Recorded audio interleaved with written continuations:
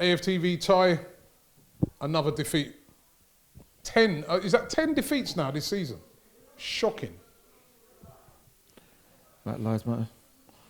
And I want to say thank you to all the key workers, all the teachers, and respect to anyone that's suffering with COVID and everybody that's helping to get the country through this. And also, like I said in the stream, it is the anniversary of the Munich air disaster. So hearts and thoughts and prayers go out to Manchester United, to the Busby Babes and everybody that was affected by that terrible disaster. Is this one of the worst Arsenal teams you see? Not player. There's players out there, good players, but team.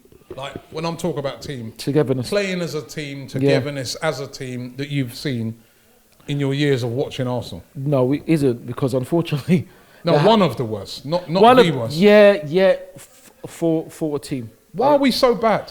I don't know. I mean, I talk about the referee. The referee can be safe for enough time, but I agree with you and Lee. We still had enough time to create chances to at least get a draw, and we didn't do that. We looked lacklustre out there, didn't we? It's very disappointing. We looked completely lacklustre out there, and devoid of ideas. We're just trying to. Surely someone's got to say, right, you know what? We're putting balls into the box. We're lumping balls into the box. But you know what? Every time we lump the ball into the box, it's being won by Tyrone Mings, and they're dealing with this quite easy. Yeah. So let's try something else. But we just continue doing the same old. We did. And unfortunately, it didn't work. Unfortunately, we gave away a bad goal. Disappointing from Cedric. To be fair, he has played well, but it's the problem is, when I say the problem was that we just got caught cold early. And Lee makes a few good points. He's spot on. I don't know if James said it as well. If that was David would have got absolutely annihilated for that mistake. I would never dig at anyone, but it's just disappointing. And the question we should be asking ourselves, not the fans, not us as fans, the team, the manager, the staff, were we really even ready for the game? Because how do we make a mistake like that so early? Just a simple routine ball. Now, listen, I am going to talk about the ref. Right. Not specifically maybe the ref, but the whole thing about VAR. Yes. Now, the ref, I'm not even 100% blaming him for it, because it's very difficult for the ref to see everything. What goes on in a box. Yes. Right? Yeah. The ball comes in. Yes. Lacazette is held pulled by right down. Yep. Not just held, he's pulled down by Emi Martinez. For me, I've seen it back now a few times. It's a nailed-on penalty. Now, I wouldn't blame the ref on the pitch, because it's very difficult. He may not have seen it. He might have been on a different angle. Yeah. The lines, I think the lines person, maybe they should be picking it up. They should be. VAR should be helping these guys. They can clearly see it's a mistake. I said this the other day. In cricket, they know it's a mistake. They tell them on the pitch, umpire, he's out. Yeah. In rugby, they told it. What? I don't know what's going on with VAR. It's so inconsistent. It is. It's in such a mess at the moment. Yeah. Personally, I think until these referees know how to use it, maybe they should just not even bother with it, because it's just, I don't know what's going on. No, Robbie, it's terrible. And Lee makes another fantastic point. I'll even raise him his one. He's saying about Eddie, Pierre was sent off at Selhurst Park when he was given yellow, because his red, quite rightly, his yellow was upgraded for red. So for Peter Walton to say that the VAR is not to referee, that doesn't make any sense, because VAR is meant to be there to show what the referee has missed. And this, obviously, you're right.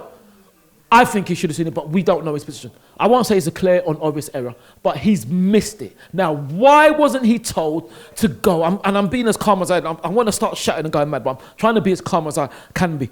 Why did he not go to the monitor? I cannot understand. It is a blatant foul. It's a major incident that he's missed for whatever. Maybe the linesman was missed. Why has he not been told to go to VAR? I don't know. You know, Konsa has committed a second yellow when he's on the card and nothing. But yet, one of our players got booked for the same challenge. What's going on? What is going on? I think, you know what, as bad as Arsenal have been this season, I think the referees have been worse. Well, absolutely. No, absolutely. Absolutely. They're probably the only people who've been worse than us this season. I mean, we've been shocking, Ty. Yeah. The season's over in the league, isn't it? It is. It is over. Top 4 finished. Top 6, I think, is finished as well. Possibly, yeah. I think possibly we can hopefully get in the top 10. So then now... Top 10? Arsenal Football Club? Yeah, it isn't. No, it's not good enough. But that is where we find ourselves. If we do finish in the top 10, do you have to ask questions of Arteta? Do you think the job's too big for him, or do you still say no, give him time? No, I'd say give him time. If we finish up in the top 10, then Mikel, the players and the club have to ask ourselves, what direction are we hoping to go? What direction do we want to go? And if we want to go in the right direction, then we have to make sure that the funds are available. Listen to me. The funds are available for the manager to bring in who he wants, and also the squad is trimmed enough for him to get rid of who he does not want. That's what it is. That's what it is. No, Robbie, you're right. It's not acceptable. It's not acceptable for a club of our stature and our prestige. But at the same time, and I know you might come back on me on this one, things have happened to other clubs. So then we have to look at them and say, it's lucky that didn't happen to us as well.